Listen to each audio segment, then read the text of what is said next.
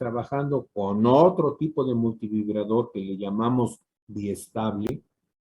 El biestable, pues ¿quiénes son? El SR, el JK, el D y el T. Entonces, los cuatro se les llama en forma genérica multivibradores biestables. La razón fundamental es que hay dos salidas, dos entradas. Bueno, en el caso del D y el T no, nomás hay una. Pero es importante entender que de los tres multivibradores que tengo yo que conocer, aprender y a entender en esta unidad de aprendizaje, bueno, pues el primero ya lo vieron, es el biestable con los flip-flops, JK, SR, D y T. Pero ahora nos faltan ver otros dos. Uno que se conoce como astable, con A al principio, astable, que es un multivibrador que se considera como un oscilador de señales cuadradas en donde podemos nosotros determinar a qué frecuencia queremos que oscile. Ustedes ya deben de entender el término oscilador. Es un circuito que proporciona una señal que está oscilando o cambiando en el tiempo. Y normalmente la medida para definir la frecuencia es el hertz. Entonces, podemos definir cuántos hertz queremos que oscile. ¿Y eso qué es? Bueno, pues el principio más básico de un oscilador, debieron de habérselos ya comentado en física, es un péndulo. Algo que colgamos así con un hilito y que se está moviendo de un lugar a otro. Y cada vez que de donde partió va a otro lado y regresa, a eso se le llama una oscilación. Y cuando hace varias oscilaciones en un segundo, esto es que va y viene varias veces en un segundo, a ese número de veces se le llama frecuencia. Aquí le vamos a decir que mientras que va de un 0 a un 1, eso, y regresa a 0, eso es una oscilación. Y después otra vez, de 0 va a 1, de 1 va a 0, es otra oscilación. Y cuando hace varias de esas oscilaciones en un segundo, a eso le vamos a llamar frecuencia. Bueno, entonces el otro multivibrador, que aparte de los biestables debemos de aprender, pues es el astable o también conocido como oscilador de señales cuadradas. Y el tercero que debemos de conocer se conoce como multivibrador monoestable. Este multivibrador monoestable es un circuito que nos va a proporcionar un pulso a voluntad. ¿Qué es a voluntad? Bueno, pues que yo puedo propiciar en qué momento se produce el pulso. Eso es a voluntad.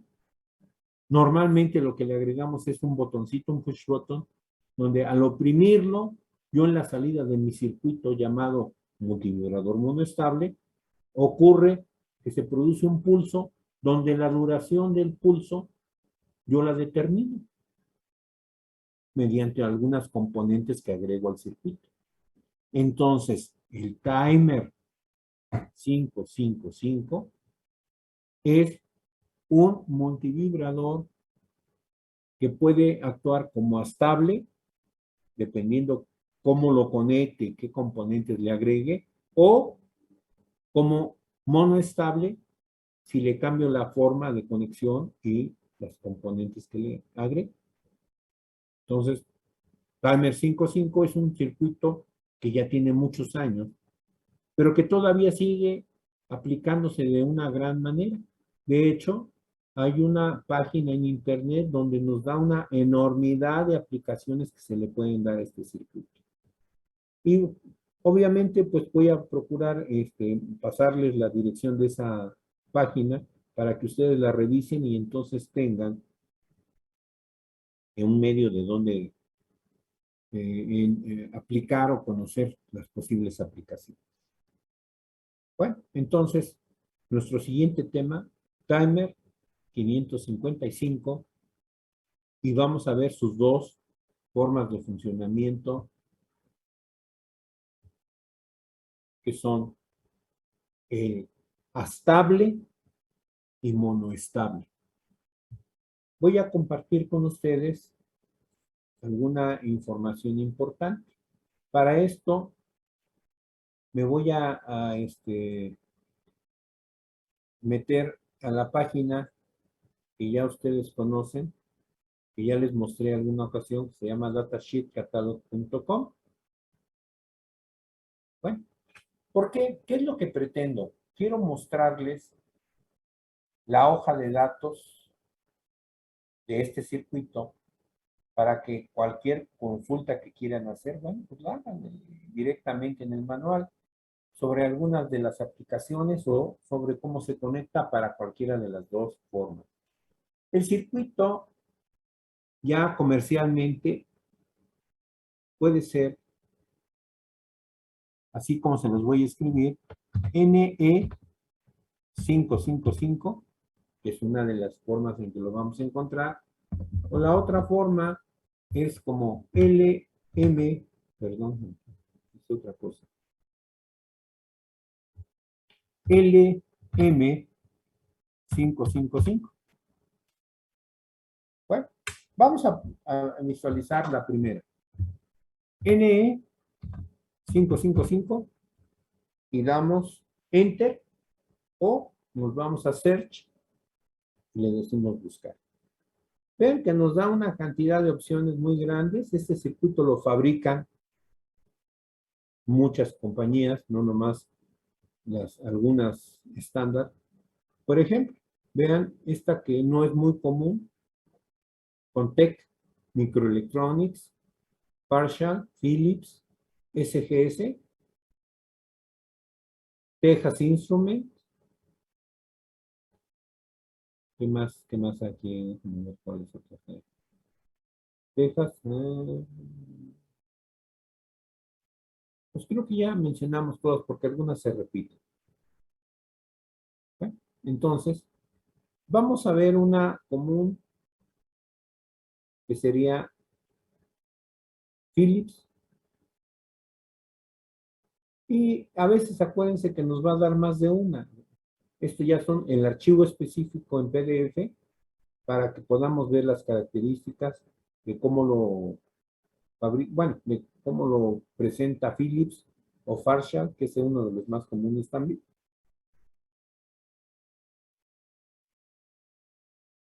Ponemos nuestro manual y aquí nos dice que es sobre el 555.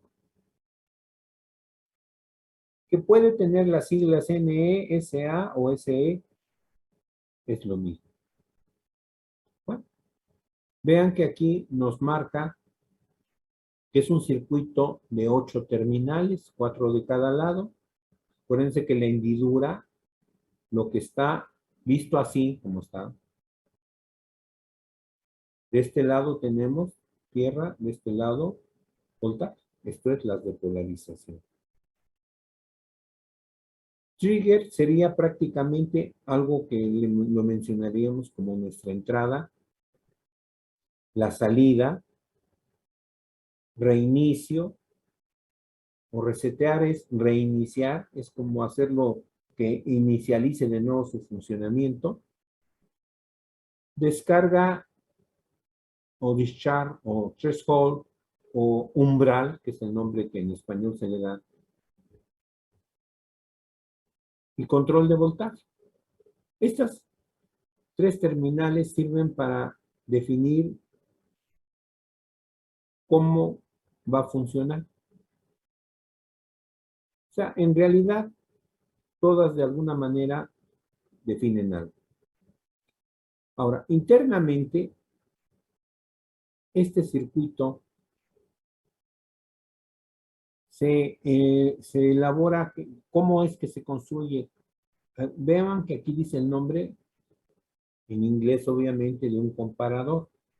¿Qué es un comparador? Bueno, pues un comparador es un circuito conocido como amplificador operacional en una de sus tantas aplicaciones. O sea, el circuito es un amplificador operacional que se está usando como comparador. Aquí algo importante que mencionarles es que este circuito no está clasificado como un circuito lógico. Este lo van a encontrar en manuales de circuitos lineales o de tipo analógico. Pero sus principales aplicaciones de este circuito son en los circuitos lógicos. Entonces vean que internamente lo compone 3 resistencias, 2 comparadores, un flip-flop y una terminal de salida. Bueno, una etapa de salida. Estos componentes son los que tiene internamente. A nosotros, ya desde un punto de vista de aplicación, bueno, pues no nos interesa mucho cómo es que hace su función aquí, aunque se las voy a explicar. Primero, todo circuito debe ser polarizado para desarrollar su función.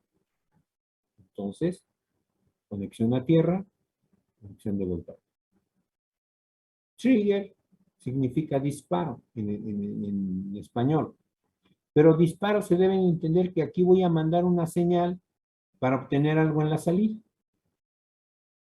Y con descarga, umbral y control de voltaje, yo voy a determinar cómo es que ocurre un modo de funcionamiento o cómo ocurre el otro.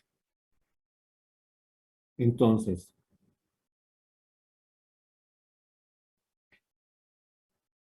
este circuito tiene la característica de poderse usar desde 3 volts hasta 16 volts.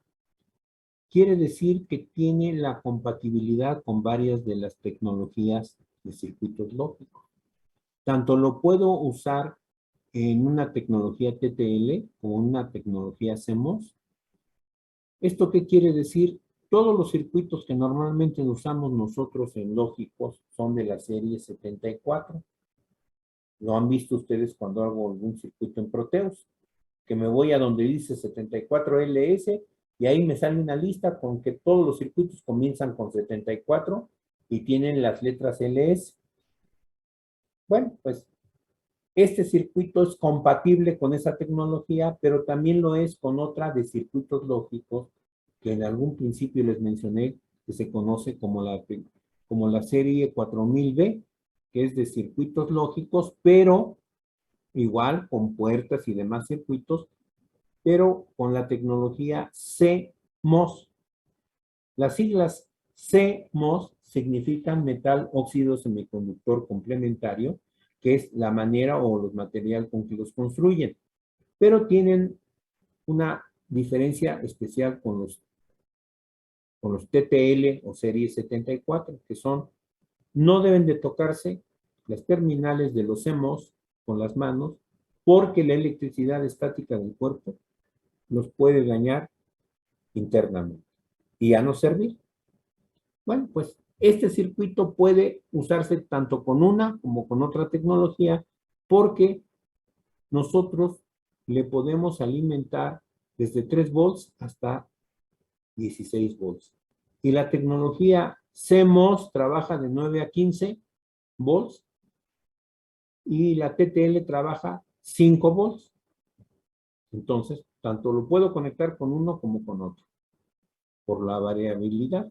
Y eso se denota que esta terminal de control de voltaje es la que, donde vamos a determinar con cuánto voltaje lo vamos a hacer funcionar.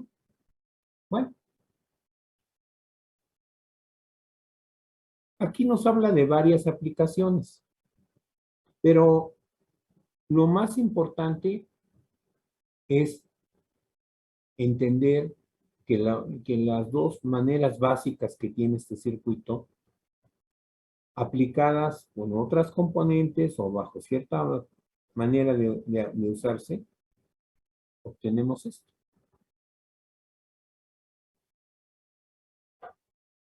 Ahorita nos vamos a ir directamente. Bueno, este es el esquema de componentes, de todo lo que, este más bien es un esquema a bloques, pero ya a detalle, esta es la forma en la que está constituido, la cantidad de transistores, resistencias, cómo están interconectados, para constituir lo que acá se presentó en bloques. Ahora, aquí nos hablan de parámetros y algunas cosas que debemos usar. Y vean lo que dice. BCC puede ser desde 5 hasta 15. Ahora, lo importante de entender es que hay mucha información aquí que solamente sirven para algunos detalles de que podamos ver pruebas que se le hicieron al circuito, de cómo funciona bajo estas terminologías. Y aquí vemos un diagrama eléctrico típico de este circuito. Y vean como lo que les decía, estos dos que tienen el triángulo, una salida y dos entradas, esos son los amplificadores operacionales. Y se dice que una de las terminales es inversora y la otra es la no inversora. Esos detalles se los puedo explicar más adelante. Simplemente vean cómo está constituido el circuito. Y aquí nos dicen que para la operación estable, cuando lo quiero usar como estable, debe ser así. Cuando lo quiero usar como monoestable, debe ser de esta otra forma. Lo que está encerrado en el cuadro punteado es en sí el timer 5.5. Y todo lo que no está dentro de ese cuadro son lo externo que le tengo que agregar. ¿Sí me explico? Esto es, fíjense bien otra vez, aquí lo que está dentro del cuadro es el timer 555. Todo lo que no está dentro del cuadro es las componentes externas que tengo que agregar. Ahora vean que hay numeritos 8, 7, 5, 6, 2, 4, 3. Y nada más, déjenme ubicar porque no nos la pusieron, pero no la veo. O se presupone la 1, porque la 1 es tierra, o sea, es la tierra que se debe conectar al circuito. Pero no la indicaron aquí. Vean que tengo 8, 7, 5, 6, 2, 4 y 3. La 1, suponemos que se entiende que hay que conectarla. Y aquí vemos en la otra configuración igual, las terminales del circuito integrado, y eso nos indica cómo y de qué manera las componentes externas se van a conectar. Bueno, aquí nos agregan, perdón, una expresión, nos dicen frecuencia es igual a 1.49 entre paréntesis RA más 2 veces RB, cerramos el paréntesis por C, todo eso dividiendo al 1.49. Y en el otro nos dicen que este incremento de tiempo o la duración del pulso se va a calcular como 1.C por RC, donde R y C son estas dos externas. Después nos hablan de aplicaciones típicas. Estas no las vamos a tocar nosotros, simplemente, pues si alguien quiere consultar, puede ver. Y aquí vemos lo que es un timer de 555 de superficie, igual sus medidas en milímetros, son muy pequeños estos circuitos, y el circuito integrado, que no necesariamente es tan pequeño, pero bueno, si ustedes consultan las dimensiones en milímetros, podemos ver, por ejemplo, el parámetro M, ¿dónde anda? O es W, no, E o W, E. 6.48, o sea, 6 milímetros con 48 de ancho, y de largo, bueno, pues vamos a decir cuánto es en D, 9.8 milímetros, o sea, 1 centímetro casi. Entonces es 1 centímetro más o menos por casi más de 6 milímetros, o sea, más de medio centímetro. O sea, son tamaños pequeños. Y este es todavía mucho más pequeño, porque si vemos sus dimensiones en D, nos vamos a dar cuenta que son 5 milímetros a lo largo y a lo ancho. Déjenme ver cuánto es. No, uno lo muestra aquí, no lo veo en la dimensión. Pues es bastante pequeñito porque debe ser el equivalente de acá de ME. Entonces, no le veo la medición ME, pero pues es obvio que todas las medidas son más pequeñas que las que tiene este formato. Nosotros, cuando trabajemos ese circuito, pues lo vamos a hacer con este. Igual, la hendidura, lo que está viendo de este lado el circuito, lo que está a su derecha es la pata 1, 2, 3, 4, 5, 6, 7 y 8. Bueno, quiero mostrarles otro de los modelos. Vamos a ver el de Farsha.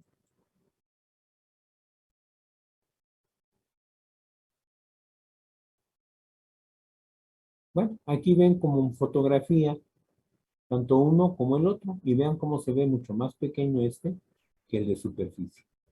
Aquí otro diagrama, igual, son dos comparadores, un flip-flop, una estación de salida, referencia, una, ¿cómo se dice? Ay, no me acuerdo cómo se llaman estas resistencias, que les dice que es un divisor de voltaje. Bueno, pero aquí lo que me interesaría mostrar, porque esto ya también lo vimos, son parámetros. Esta es la operación monostable, que también nos lo mostraron en el otro, pero aquí se ve un poquito más definido lo que hay que hacer. Observen lo que sucede. La terminal 8 debe mandarse a voltaje, la terminal 1 se conecta a tierra.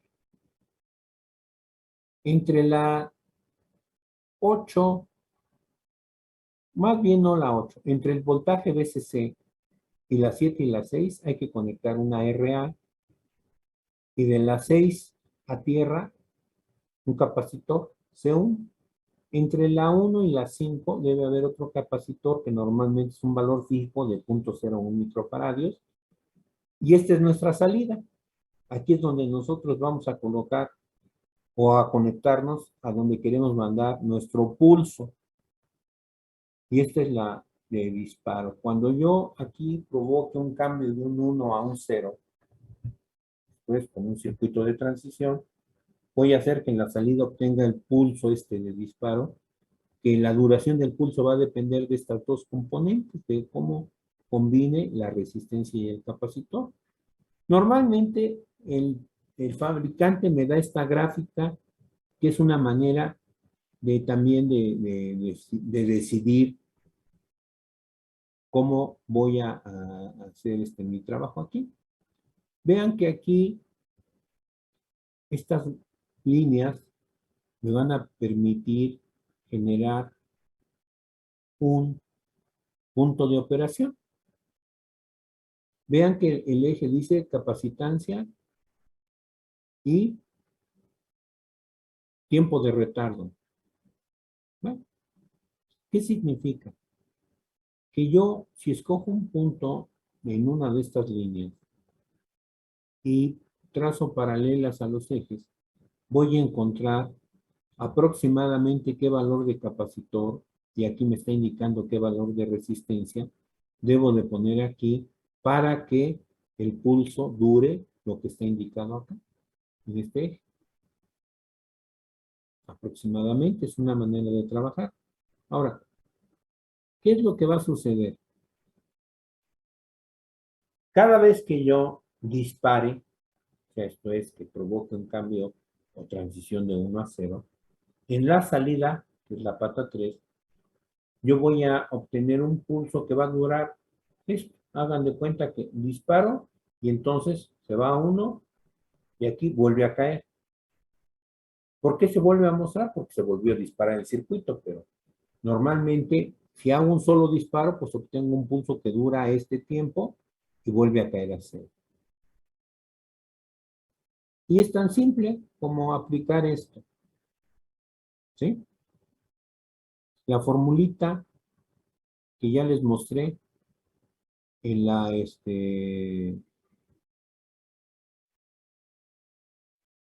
operación anterior, que aquí está, otra vez. T es igual a 1.1 por RA por C.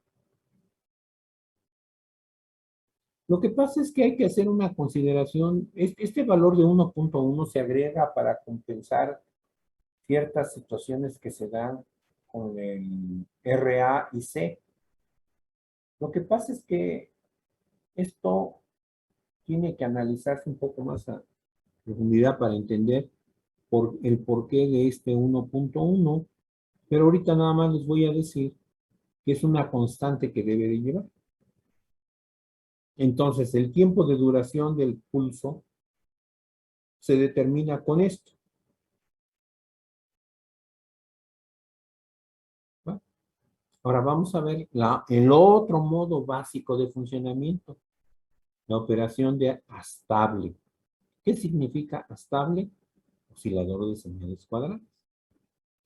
Aquí vean que cómo conectamos, ponemos una resistencia RA entre BCC y la terminal 7.